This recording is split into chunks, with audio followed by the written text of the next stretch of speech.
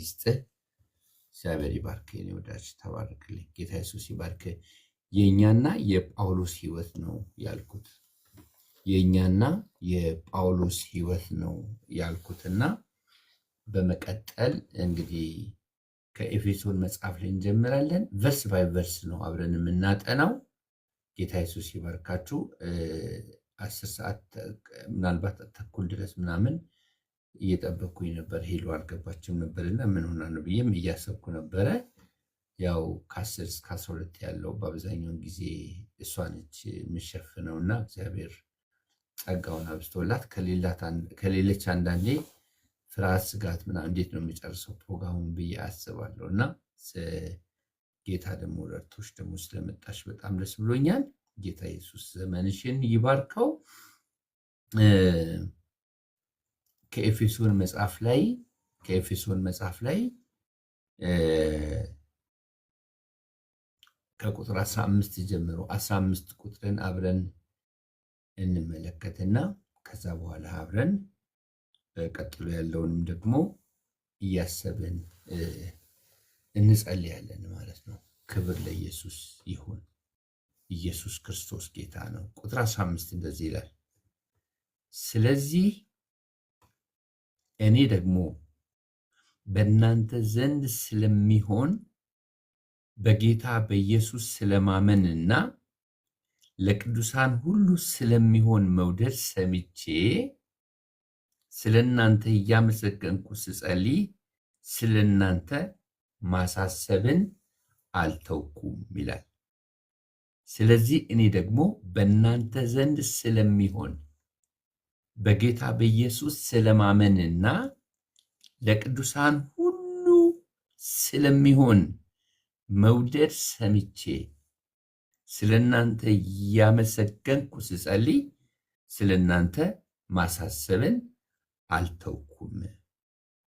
ስለዚህ እኔ ደግሞ በእናንተ ዘንድ ስለሚሆን በጌታ በኢየሱስ ስለማመንና ለቅዱሳን ሁሉ ስለሚሆን መውደድ ሰምቼ ስለናንተ እያመሰገንኩ ስጸልይ ስለናንተ ማሳሰብን አልተውኩም ይላል። እንግዲህ የኤፌሶን መልእክት የተጻፈው ከሮም ነው። ጳውሎስ ሐዋርያት ሥራ ምዕራፍ 28 ላይ ከ16 የሮም ወታደሮች ጋር በሰንሰለት ታስሮ ባለበት እሱ ቀድሞ በሶስተኛ የሚሽነሪ ጉዞ ለመሰረታት ቤተክርስቲያን የጻፈውን ደብዳቤ ነው የምንመለከተው። ከ16 የሮም ወታደሮች ጋር በተከራየበት ቤት በሰንሰለት ታስሮ በነበረ ጊዜ በኤፌሶን ለምትገኘው በሶስተኛው የሚሽነሪ ጉዞ ለመሰረታት ቤተክርስቲያን የጻፈው ደብዳቤ ነው። ደብዳቤው የተጻፈው በሰማያዊ ስፍራ እግዚአብሔር አምላክ እንዴት እንደባረካቸው ራሳቸውን ከሰማይ አንግል አንጻር እንዲመለከቱ እስር ቤት ሆኖ ከሰማይ አንጻር እንዲመለከቱ ራሳቸውን ነው የጻፈላቸው። ኤፌሶን 1:3 ላይ ዓለም ሳይፈጠር በፊቱ ቅዱሳንና ነውር የሌለብን በፍቅር እንሆን ዘንድ በክርስቶስ መረጠን ይላል። ስለዚህ ሰው ሁለት እይታ አለው። አይኑ የተከፈተለት ሰው ከሰማይ አንጻር ነው ራሱን የሚያየው። አይኑ ያልተከፈተለት ሰው የተደረገለትን የማያውቅ ሰው ከምድር አንጻር ነው ራሱን የሚያየው። እዚህ ቤት ያለን ሰዎች ለሁለት እንከፈላለን። ሁላችንም በክርስቶስ ኢየሱስ በማመን የሚገኘውን ደህንነት በማግኘት እኩል ነን። ነገር ግን አንዳንዶቻችን አይኖቻችን ስለተከፈተልን ራሳችንን የምናየው ከሰማይ አንጻር ነው። አንዳንዶቻችን አይኖቻችን ስላልተከፈተ ራሳችንን የምናየው ከምድር አንጻር ነው። ከምድር አንጻር ራሳቸውን የሚያዩ ሰዎችና ሃይማኖተኞች እኩል ናቸው። ልዩነት ያለውን ኑሮ የሚኖሩት እነማን ናቸው ቢባል ከሰማይ አንጻር ራሳቸውን የሚመለከቱ ሰዎች ናቸው። ከሰማይ አንጻር ራሳቸውን የሚመለከቱ ሰዎች ናቸው። ስለዚህ ጳውሎስ የኤፌሶንን አማኞችን ከሰማይ አንጻር ራሳቸውን እንዲያዩ ይፈልጋል። እስቲ እግዚአብሔር ያሳያችሁና አንድ ነገር ልንገራችሁ። ሐዋርያው ጳውሎስ እስር ቤት ባለበት ጸሎት ሊደረግለት የሚገባው ሰው እሱ ነው። ሳር ቅጠሉ ተሰብስቦ በእግዚአብሔር ፊት በአንድ ልብና በአንድ ሐሳብ ሆነው እንዲጸልዩለት የሚገባው ሰው ነው። ግን እሱ ከ16 የሮም ወታደሮች ጋር በሰንሰለት ታስሮ የመሞቻውን ሰዓት እየተጠባበቀ ባለበት በዚያ ሰዓት እስረኛው ጳውሎስ በነፃነት ላሉ ቅዱሳን ይጸልያል። እስረኛው ጳውሎስ በቤተ ክርስቲያን በነፃነት እግዚአብሔርን ለሚያመልኩ ቅዱሳን ይጸልያል። እንደዚህ አይነት ታሪክ ታይቶ ተሰምቶ የማይታወቅ ነው።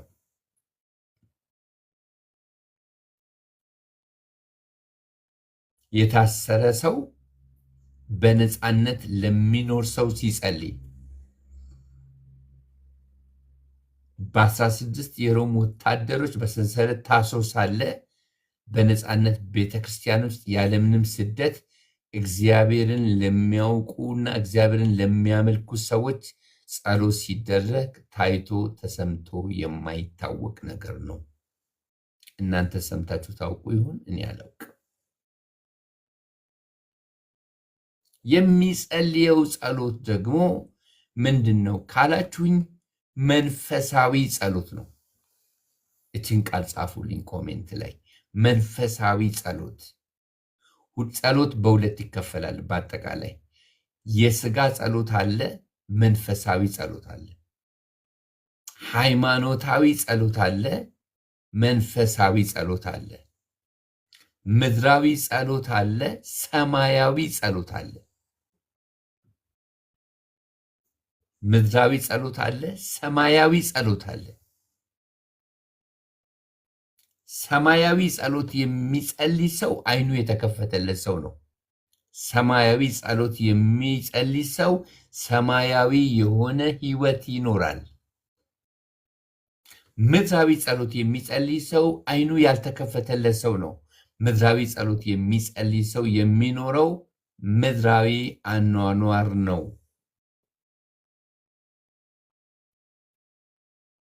ጳውሎስ ሰማያዊ ጸሎት ነበር የሚጸልይ የነበረው። ሰማያዊ ጸሎት፣ መንፈሳዊ ጸሎት። ጌታ ኢየሱስ ምስክሬ ነው። እመኑኝ። አሁን እኔ እየነገርኳችሁ ያለሁትን ቃል በጣም በተደጋጋሚ አስቤ አልሜ አውጥቼ አውርጄ ነው እየነገርኳችሁ ያለሁት። ዝም ብሎ ብልጭ የሚልልኝን ቃል አይደለም። ስለዚህ አቴንሽን ሰጥታችሁ ህይወታችሁ እንዲሰራ በጣም አጥብቃችሁ ተዘጋጁ፣ አጥኑ፣ ስሙኝ፣ አድምጡኝ። የጳውሎስን ህይወት ብቻ አይደለም የሌሎችንም ሐዋርያቶችን ጸሎት በመጽሐፍ ቅዱስ ውስጥ አብረን ከዚህ በኋላ እናጠናለን። ጌታ በረዳን መጠን ጌታ ደግሞ ይረዳኛል፣ እናንተም ትጸልዩልኛላችሁ። ለምሳሌ ታሰረ ቢባል አብያተ ክርስቲያናት በሙሉ ነው እንደ ዛፍ የሚወዛወዘው፣ እንደ ዛፍ የሚናወጠው። እርዳታ ይሰብሰብለት፣ አንድ ወር ጾም ጸሎት አዋጅ ይታወጅለት ተብሎ በቃ ሳር ቅጠሉ ሁሉ ሊሰበሰብለት ይገባው ነበረ። ልክ ጴጥሮስ ሲታሰር፣ ያዕቆብ ሲታሰር የኢየሩሳሌም አማኞች ተሰብስበው ይጸልዩ እንደነበሩና ከስር እንዳስፈቱት እርዳታ ሊሰበሰብለት ይገባው ነበረ። እንደዚህ አይነት ጥያቄ አላቀረበም ጳውሎስ። እኔ ወንድማችሁ ለእናንተ ወንጌል ሰብኬ ተጥያለሁ። ርቦኛል፣ ጠምቶኛል፣ ታርዣለሁ፣ እየተገረፍኩ የውስጥ እግሬ ተቃጥሏል፣ እያመመኝ ነው፣ በሞትና በሕይወት መካከል ነው ያለሁት። እስቲ አንድ ጊዜ እባካችሁ ስለ ነፍስ ድረሱልኝ ብሎ ደብዳቤ መጻፍ ይችል ነበረ። እኛ ብንሆን ኖሮ ገና ምንም ሳይደርስብን ህዝቡን እንደ ዛፍ ነው የምናወዛውዘው። ህዝቡን እንደ ዛፍ ነው የምናናውጠው። ባገኘን አጋጣሚ ሁሉ ዘር እንደሚዘራ ጥያቄዎቻችን በሙሉ ለሰዎች እናዳርሳለን። የሆነ ሚንስ ፈልገን በሆነ አጋጣሚ አድርገን እንናገራለን። ፖል ችግሩን አልተናገረም። ፖል አላራገበም። ፖል ሰውን አላናወጠም። ያዙኝ ልቀቁኝ አላለም። ፖል ያደረገው ምንድን ነው? ለነሱ ይጸልይ ነበር። መንፈሳዊ ሰው ይጸልያል። ጻፉልኝ ይችን ቃል መንፈሳዊ። በነገራችን ላይ ይሄን ቃል ስነግራችሁ እኔ ራሴ በዚህ ህይወት ውስጥ ለማለፍ እፈልጋለሁ። ይህን ቃል ሳካፈላችሁ አውቄ በቃ ቶፕ ላይ ተቀምጬ እናንተን ለማስተማር አይደለም እዚህ ጋር የተቀመጥኩት። እናንተን ለማስተማር ለማሰልጠን አልመጣሁም። እኔም ከእናንተ ጋር ላካፍልና ልካፈል ነው። ጌታ ኢየሱስ ምስክሬ ነው። በጌታ በኢየሱስ ፊት ነው የምነግራችሁ።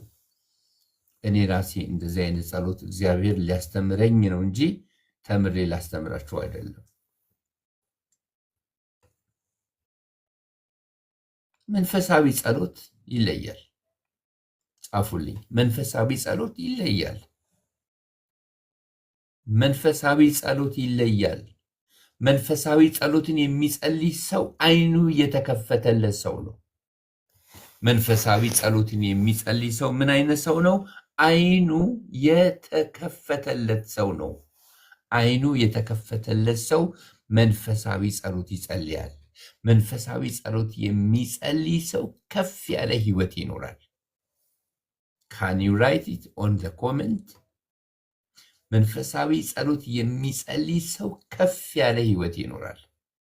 እግዚአብሔር ከእንቅልፍ እንደሚባንን ሰው ያባናችሁ።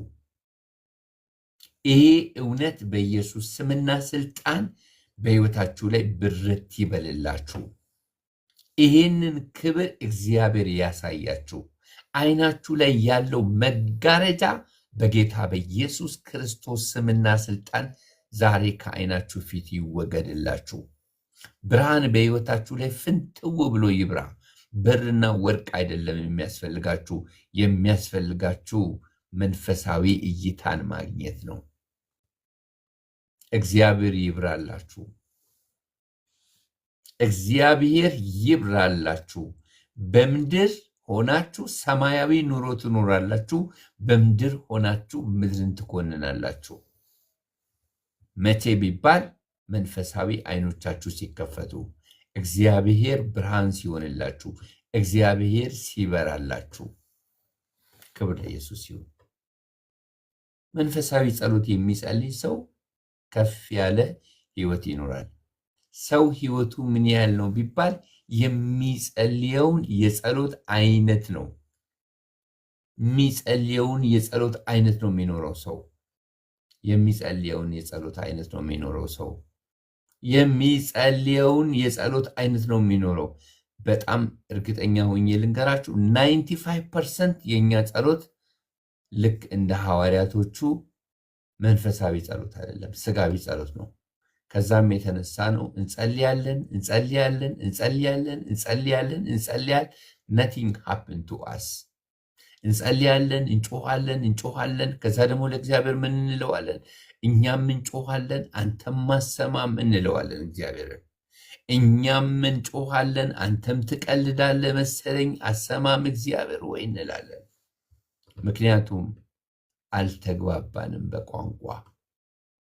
ምክንያቱም መንፈሳዊ መረዳት የለንም። ምክንያቱም እግዚአብሔር የሚወደውን ጸሎት መጸለይ ገና አልጀመርንም።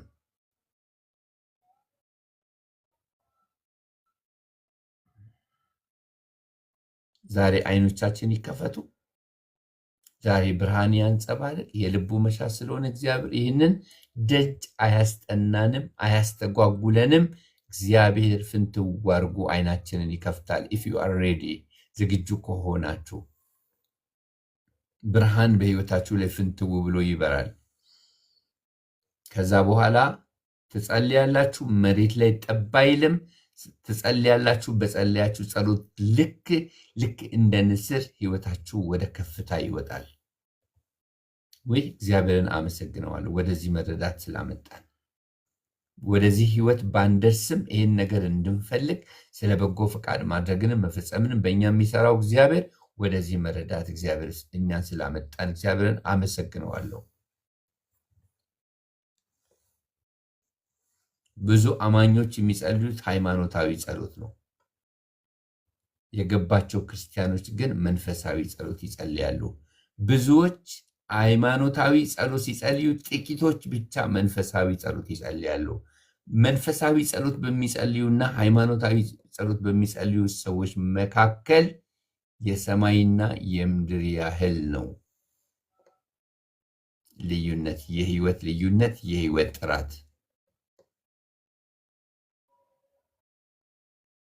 ስሙኝና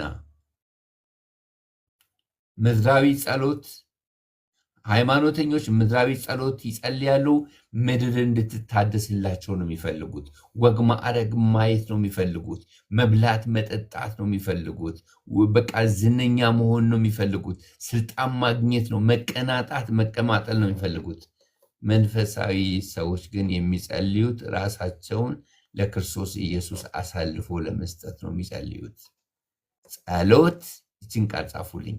ጸሎት ከእግዚአብሔር የምንቀበልበት ሳይሆን ራሳችንን ለእግዚአብሔር የምንሰጥበት ነው። ጸሎት የምንቀበልበት አይደለም።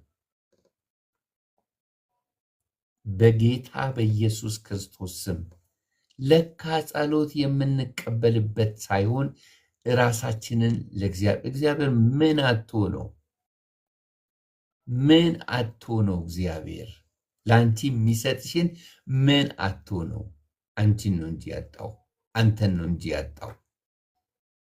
አንቺን አጥቶ አንተን አጥቶ አንተ በምትጠይቀውና አንቺ በምትጠይቂው ነገር አሳቦ አንቺን ሊያገኝሽ ብሎ እኮ ነው እንደዚህ በፊቱ የሚያንከባልልሽ የሚያንበረክክሽ እንጂ እግዚአብሔር ለአንቺ የሚሰጥሽን አጥቶ አያውቅም። ኬት ላምጣ? እኛ እኮ ለልጆቻችን እንሳሳለን። ኬት ላምጣና ምን ላድርግና ሰርፕራይዝ ላድርግ እላለሁ እኮ እኔ። እንደዚህ ባድርግ እንደው ቢኖረኝና እንደዚህ ባድርግ እላለሁ። አልችልም፣ ሲያምረኝ ይቀራል እንጂ። እግዚአብሔር ግን የሌለው ነገር የለው። የሌለው ነገር ቢባል ምንድን ነው ቢባል እኛም ማጣት ነው። እኛን ነው ያጣው። ስለዚህ በጸሎት እግዚአብሔር እኛን ነው የሚፈልገው። ለእኛ የሚሰጠንን አይደለም የሚፈልገው፣ ጓዳ ጎድጓዳውን እኛን ነው የሚፈልገው እግዚአብሔር። አንቺን ያግኝሽ፣ እነሆኝ ባሪያህ እንዳለው ሳሙኤል እግዚአብሔር ሲጣራው እነሆኝ ባሪያ እንዳለው፣ እነሆኝ ባሪያ ተናገረኝ፣ ባሪያህን ተናገረኝ፣ እነሆኝ እንዳለው እግዚአብሔር እኛን ነው የሚፈልገው። እግዚአብሔር እኛን ነው የሚፈልገው። እግዚአብሔር እኛን ነው የሚፈልገው። መንፈሳዊ ጸሎት ካልገባችሁ ራስን አሳልፎ ስለመስጠት ለአንድ ማይክሮ ሰከንድ እንኳን ማሰብ አትችሉ። ለዚህ ነው ህይወታችን በንፉቅቅ የሚሄደው። ለዚህ ነው አስተዳደጋችን ሀፍ ኖርማል የሆነው። ለዚህ ነው እንደ እድሜያችን ያህል በእግዚአብሔር ፊት በእግዚአብሔር ቤት ውስጥ ያላደግ ነው፣ እልፍ ያላል ነው፣ ስጋ የሆን ነው። አስተሳሰብ አመለካከታችን ጨቅላ የሆነው፣ በውስጥ ሰውነታችን ያልጠነከር ነው። ለዚህ ነው ሰው ምን ያህላል? የሚጸልየውን ጸሎት ያህላል። ክብር ለኢየሱስ ክርስቶስ ይሁን። ስሙ ለዘላለም የተባረከና የተቀደሰ ይሁን። ኢየሱስ ጌታ ነው። ጳውሎስ መንፈሳዊ ጸሎት ይጸልይ ነበር። ቃሉን መሰረት ያደረገ ጸሎት ይጸልይ ነበር። መንፈሳዊ ቃል ለመንፈሳዊ ሕይወት የሚጠቅመውን ቃል መሰረት ያደረገ ጸሎት ይጸልይ ነበር። ልንገራችሁ አንድ ነገር፣ በዚህ ዘመን ብዙ አገልጋዮች እውነት ከሆነ እውነት በሉኝ፣ ውሸት ከሆነ ውሸት በሉኝ። ብዙ አገልጋዮች ስብከታቸው ምድራዊ ነው፣ ትምህርታቸው ምድራዊ ነው፣ ጸሎታቸው ምድራዊ ነው፣ አገልግሎታቸው ምድራዊ ነው። መንፈሳዊ ነገር እንዲያውም ጭራሹኑ አልገባቸውም። ዋቴቨር ዩ ቢሊቭ ኦር ኖት። ይሄንን ልዩነት የሚያውቀው ማን ነው ካላችሁኝ፣ መንፈሳዊ ሰው ብቻ ነው። መንፈሳዊ ያልሆነ ሰው እድሜ ልኩን እየዳከረ እነሱን እያወደሰ እየተከተለ ስርስራቸውን እየተከታተለ እድሜውን ይጨርሳል። እድሜውን ይጨርሳል እንጂ ወደ እግዚአብሔር ዓለም አይገባም። ምክንያቱም ሰውን ነው የሚከተሉት። የሰው ተከታይ በዛ እኮ ዘንድሮ። ሰውም ስጋ እየለበሰ ተከተሉኝ ይላል። ሰውም ሰውን ስጋ ለባሹን እየተመካበት እየተከተለ ነው። እኛ እንድንከተል የተጠራ ነው መንፈሳዊ የሆነውን ጌታን ነው። አሜን። ምድርን የሚያድሰውን ሳይሆን ሰማያዊውን ሚስጥር ገልጦ በዚህ በሚታይ ዓለም የማይታየውን ዓለም እንድናይና እንድንኖር የሚያደርገንን ጌታን እንድንከተል ነው እግዚአብሔር የሚፈልገው። ፕራይዝ ጋድ። ደስ አይልም? ደስ አይልም? እግዚአብሔር ዓይናችንን ይክፈትልን፣ ብርሃን ያብራልን፣ እጁን ይጫንብን፣ ካለንበት ያባነን፣ ካለንበት ያውጣን፣ ወደ ከፍታ ያሳየን። በቃ ዓይን ሲከፈት የምድር አይደለም የምታየው፣ አጠገብ ላይ ያለው አይደለም፣ የሰማዩን ነው የምታዩት።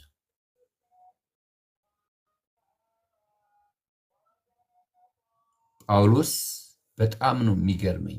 እንደዚህ ይላል፣ ስለዚህ እኔ ደግሞ በእናንተ ዘንድ ስለሚሆን በጌታ በኢየሱስ ስለማመን እና ለቅዱሳን ሁሉ ስለሚሆን መውደድ ሰምቼ ስለ እናንተ እያመሰገንኩ ስጸልይ ስለ እናንተ ማሳሰብን አልተውኩም። 2 ቁጥር ላይ ብቻ ፎከስ አደርጋለሁ። ምንድነው የምስጋና ርዕሱ? ለጳውሎስ ሲያመሰግን የምስጋና ርዕሱ ምንድን ነው ካላችሁኝ፣ ስለዚህ እኔ ደግሞ በእናንተ ዘንድ ስለሚሆን በጌታ በኢየሱስ ስለማመናቸው እንኳን ሌላ ሰው ለእኛ ሊያመሰግንልን ይቅርና እኛ ራሳችን ስለ መዳናችን አናመሰግንም። ጳውሎስ ሁልጊዜ አመስግን ቢባል ስለ መዳናችን፣ ስለ ማምለጣችን፣ በክርስቶስ ኢየሱስ ስላገኘነው የዘላለም ሕይወት፣ ስለ እምነታቸው ያመሰግናል። በክርስቶስ ኢየሱስ አምኖ ስለ መዳን። ከዚህ በላይ ርዕስ አለ? ከዚህ በላይ የምስጋና ርዕስ አለ ወይ? የለም። ከጳውሎስ እንግዲህ ተማሩ። ስለዚህ እኔ ደግሞ በእናንተ ዘንድ ስለሚሆን በጌታ በኢየሱስ ስለማመንና ለቅዱሳን ሁሉ ስለሚሆን መውደድ አምናችሁ በመዳናችሁ ምክንያት ቅዱሳኑን በሙሉ ስለምትወዱ አምነው የዳኑትን በእግዚአብሔር የተወደዱትን ስለምትወዱ ስለ እናንተ እያመሰገንኩ ስጸልይ ስለ እናንተ ማሳሰብን አልተውኩም። የት? እስር ቤት። የት? የመሞቻውን ሰዓት እየተጠባበቀ። የት? ዓይን ለአንድ አፍታ ማስጨፈን የማይችሉ 16 የሮም ወታደሮች አጠገቡ እያሉ አይኑ ተከፍቶለት ጌታ ሆይ የኔ አይን ይከፈት። ጌታ ሆይ የኔ አይን ይከፈት። ጌታ ሆይ የኔ አይን ይከፈት። ጌታ ሆይ የሷ አይን ይከፈት። የሱ አይን ይከፈት። ይከፈት። ስለ እምነትና ስለ ፍቅር እግዚአብሔርን ያመሰግናል። ስለ እምነትና ስለ ፍቅር እግዚአብሔርን ያመሰግናል። ዛሬ ይሄንን እንድናስብ ፈልጋለሁ። መዳናችን ዓለም በክፉ ተይዟል ይላል መጽሐፍ ቅዱስ። ዓለም በክፉ ተይዟል። እኔ አላመልክም አጋንንትን፣ እኔ ሰይጣንን አላምንም አልከተልም። አንዳንድ ሰዎች እንደዚህ ይላሉ። እኔ እኮ ሰይጣንን ትላንትና ራሱ እያወራው ነበረ። እኔ እኮ ሰይጣንን እኔ አልከተልም፣ እኔ አላምንበትም እኮ። ካመኑበት ነው እንጂ የሚሰራው፣ ካላመኑበት እኮ አይሰራም። አመንክ አላመንክ ኢየሱስን ካላመንክ ነፃ አይደለም። እመነኝ ብሎ አያስገድድም ሰይጣን። ሳታምንበትም ይመጣብሃል። ያለ ኢየሱስ ማንም ሰው ነፃ አይደለም። ያለ ኢየሱስ ማንም ሰው ከዚህ ዓለም ሰይጣንን ተከተለ አልተከተለ ነፃ አይደለም። ያለ ኢየሱስ ማንም ነፃ ነኝ የሚል ሰው መብቴ ነው ሰይጣንንም እግዚአብሔርንም አልፈልግም የሚል ሰው የለም። ወይ ከእግዚአብሔር ከሆነ ከሰይጣን አይደለም፣ ወይ ከእግዚአብሔር ካልሆነ የሰይጣን ነው። ነፃ ነኝ ይላሉ። እኛ ቆሻሻ ነገር አንወድም ከዘራችን ይላሉ። አጅሬ አለሳልሶ ሸንግሎ እባብ በጥበቡ ሰይጣን ሔዋንን እንዳሳታት እኮ አስቷቸዋል። ግን ተረጋግተዋል፣ ሰክነዋል፣ አዘናግቷቸዋል፣ አደንዝዟቸዋል። ማመን ማምለጥ ነው። ጻፉልኝ ይህችን ቃል። ማመን ምን ማድረግ ነው? ማምለጥ ነው። ማምለጥ ነው። አስናቅዬ ደስ ይበልህ። ሄሉ ደስ ይበልሽ። ዘውዬ ደስ ይበልሽ። ሃሌሉያ። መርኬ ደስ ይበልህ። መታደል ነው። ከየትኛውም ነገር ይበልጣል። በኢየሱስ ማመን፣ በኢየሱስ ማመን፣ በኢየሱስ ማመን። ማመን መገለጫው ደግሞ ያመኑትን መውደድ፣ ያመኑትን መውደድ፣ ያመኑትን መውደድ። አሁን ይሄ ቤተክርስቲያን ድንቅ ፍቅር ነው። ሄሉ ስትጸልይ ሁሌ ደስ ይለኛል። ድንቅ ፍቅርህን ስትል አፏ ላይ እግዚአብሔር መንፈስ አትሟል ይሄን ቃል። ግን እኔ ፍቅር አለኝ ወይ? እኔ ለባለቤቴ ፍቅር፣ ለልጆቼ ፍቅር አለኝ ወይ? ለቅዱሳን ፍቅር አለኝ ወይ? እግዚአብሔር ይወቀው። ዋስትና አይደለም ታፔላ፣ ሎጎ ዋስትና አይደለም፣ የቸርች ስም ዋስትና አይደለም። ፍቅር ከሚባለው በላይ ነው። መታወቂያችን ፍቅር ይሁን። መውደድ። አመፀኛ ልብ ነው ያለን። ከባድ ነው መውደድ። ስለ ፍቅርና ስለ ገንዘብ መስበክ በጣም ይከብደኛል። ከባድ ነገር ነው። ጳውሎስ አምኖ ስለ መዳናቸውና እርስ በርስ ስለሚዋደዱ ያመሰግንና ቀጥሎ ደግሞ እሺ ስለ እናንተ ማሳሰብን አልተውኩም፣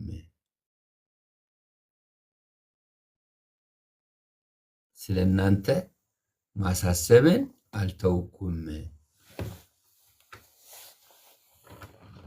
እግዚአብሔር ሆይ ስለ እናንተ ማሳሰብን አልተውኩም፣ ስለ እናንተ ማሳሰብን አልተውኩም። ስለ መዳናችሁ አመሰግናለሁ። ቅዱሳንን ስለ መውደዳችሁ አመሰግናለሁ። ስለ እናንተ ደግሞ የሚያስፈልጋችሁን ነገር በተመለከተ እግዚአብሔርን ማሳሰብን አልተውኩም። ማሳሰብ ምንድን ነው? መልስ እስኪገኝ ድረስ መለመን ነው፣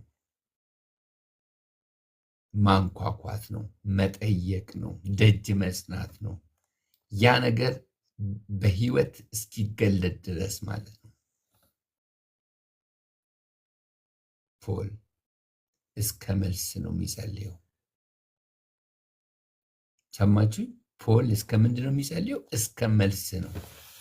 የሙጥኝ ነው የሚለው።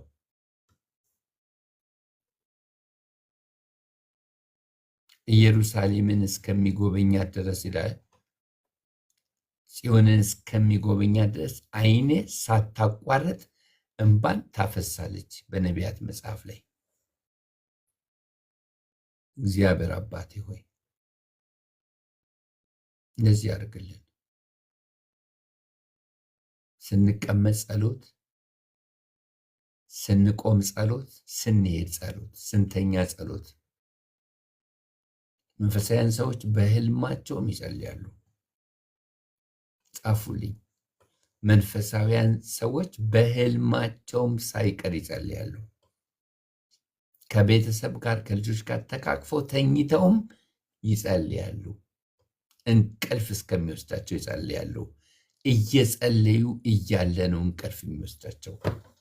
ሲጸልዩ እንቅልፍ ይወስዳቸዋል። ብድግ ብለው ይጸልያሉ። አይታክቱም፣ አያዛጋቸውም፣ አያፏሽካቸውም፣ ዕዳ አይሆንባቸውም።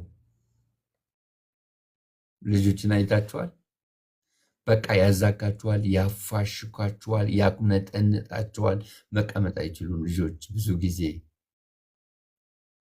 መንፈሳውያን ልጆችም መንፈሳውያን በስጋ ልጆች እንደዚህ ከሆኑ መንፈሳውያን ደግሞ በስጋ ገና ህፃናቶች የሚሆኑት እንደዚህ ናቸው። እግዚአብሔር መንፈሱን ያፍስብን። እስቲ ስለ መዳን እግዚአብሔር እናመስግን።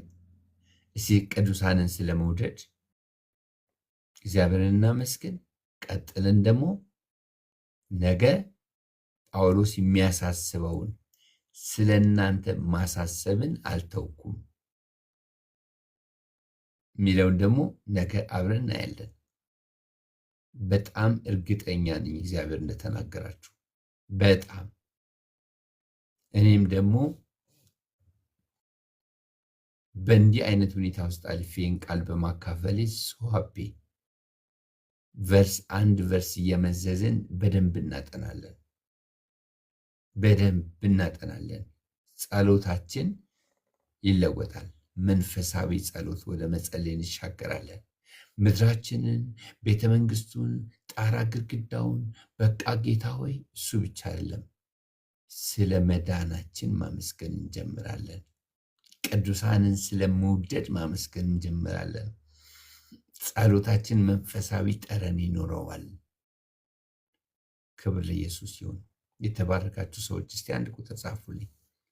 እግዚአብሔር ተናገረኝ፣ ልቤ በዚህ ቃል ተነክቷል የምትሉ እኔ ለራሴ እርግጠኛ ነኝ። እንደመጣው አይደለሁም። መጻፍ የማትችሉ ሰዎች ችግር የለም፣ ነፃ ሆኑ። እድለኛ ናችሁ። በዚህ ውድቅት ሌሊት ይሄን ቃል ጌታ ከሰጣችሁ ምን ያህል እንደሚወዳችሁ ነው የሚያመለክተው። ይህ ቃል ደግሞ በሕይወታችሁ ስራ ይሰራል። ክብር ለኢየሱስ ይሁን። ለ12 ጉዳይ ነው እንግዲህ እንጸልያለን። እንደ 30 ደቂቃም ቢሆን እስቲ እግዚአብሔርን አመስግኝ ሄሉዬ፣ እግዚአብሔርን ከፍ አድርጊ፣ አመሰግናለሁ በይ። እስቲ ዛሬ ሄሉዬ በምስጋና ጀምሪና በምስጋና ጨርሺ።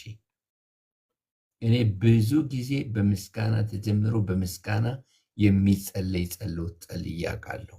አዳር ፕሮግራም፣ ጾም፣ ጸሎት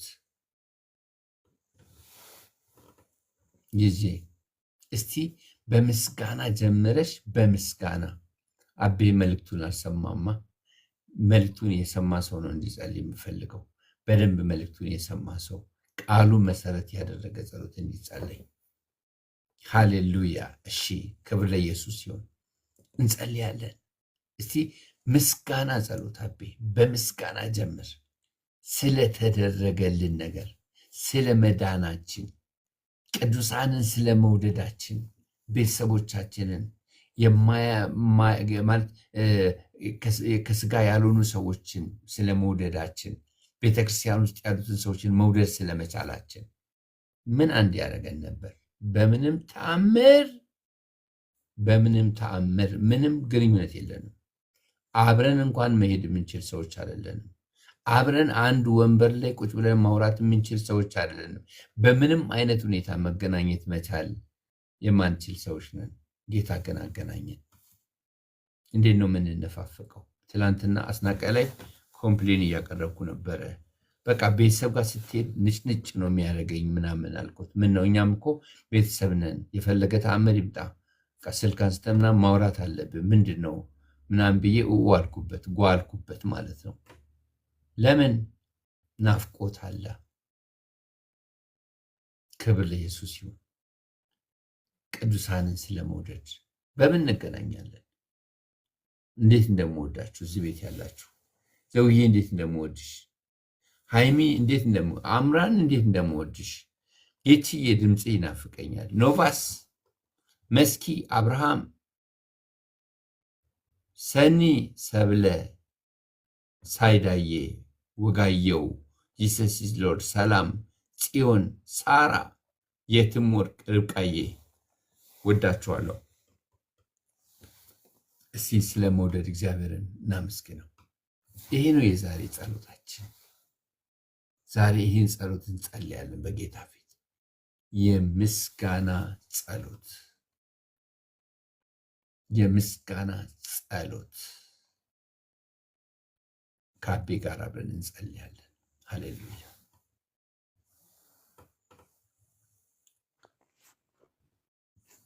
ሰላም ሰላም ፓስተር፣ ሰላም ናችሁ? እንዴት ናችሁ?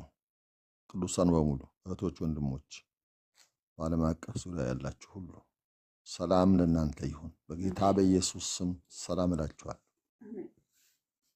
ፓስተር ጌታ ይባርክ። የተማርነው ትምህርት በእውነት ድንቅ ነው። እንዲህ ለየት ያለ ትምህርት መማር በጣም ደስ ይላል። በቃ ለውጥ ያለው ትምህርት፣ የሚለውጥ ትምህርት መማር እንዴት ደስ ይላል። እኔ በጣም ተባርኬያለሁ። ጌታ ይባርክ። ጳውሎስ እውነት ነው የሚጸልየው የነበረው መንፈሳዊ ጸሎት ነው፣ የሚያገለግለው መንፈሳዊ አገልግሎት ነው። በመንፈስ ነበረ። ምክንያቱም እሱ በመንፈስ ቅዱስ የተሞላ በኢየሱስ ክርስቶስ የዓይኑ ቅርፊት የወደቀለት ሰው ስለነበር ነው። ያ ሳይሆን ግን በነበረበት ወቅት ግን አሳዳጅ ነበረ። የስጋ ክርስቲያን፣ የስጋ ሕግ ፈጻሚ፣ በተለያየ መንገድ እግዚአብሔርን ያገለገለ እየመሰለው ግን ሐሳቡን ነበር የሚያገለግለው። የሰዎችን ፈቃድ ነበር የሚያገለግለው። የስጋውን መሻት ነበር የሚያገለግለው። ጥሩ መስሎ የታየውን ነበር የሚያገለግለው። ግን እግዚአብሔር የዓይኑን ቅርፊት ይወድቅ ዘንድ በወደደ ጊዜ፣ ጌታ ኢየሱስ በደማስቆ በተገናኘው ጊዜ የዓይኑ ቅርፊት ወደቀ፣ ሌላ ሆነ። ስሙ ብቻ መቀየር ሳይሆን ራሱ ውስጡ ሁለመናውን ተቀየረ ጳውሎስ። ስለዚህ እኛም ስንቀየር ያው የምንጸልየው ጸሎት በመንፈስ ይሆናል። ደግሞ እግዚአብሔር ደግሞ የሚመለከው በመንፈስና በእውነት ነው። በስጋ የምናመልከው ያው ኖርማል ፕሮፌሰሮችን ባይብል አጥንተው ሊጸልዩ ሊያስተምሩ ይችላሉ። እኛ ግን የሚያስፈልገን በመንፈስ መጸለይ፣ በመንፈስ ማምለክ፣ በመንፈስ እንደ ጳውሎስ ማገልገል፣ ወገኖችን መውደድ እንደሆነ በድንቅ በግልጽ የተማርንበት ድንቅ ትምህርት ስብከት ነበረ። ኖርማል ስብከቶችን ያው ሰው እኮ ጠግቧል። እንዲህ አይነት